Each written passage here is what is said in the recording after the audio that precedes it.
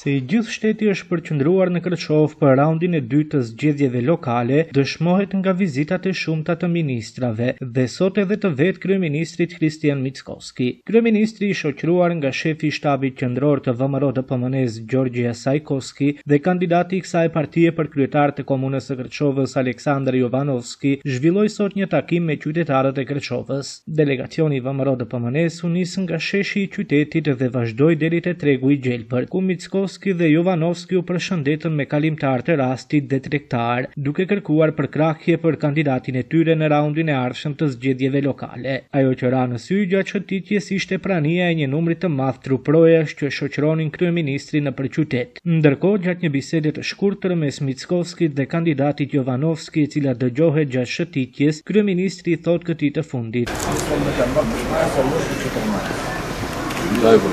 Mendoj se do të shkojmë mbi 13, ndoshta edhe 14, duke lënë të nënkuptohet se synimi i VMRO-DPMN-s për raundin e dytë të zgjedhjeve në Kërçov është të arrijë deri në 14.000 vota për kandidatin e tyre.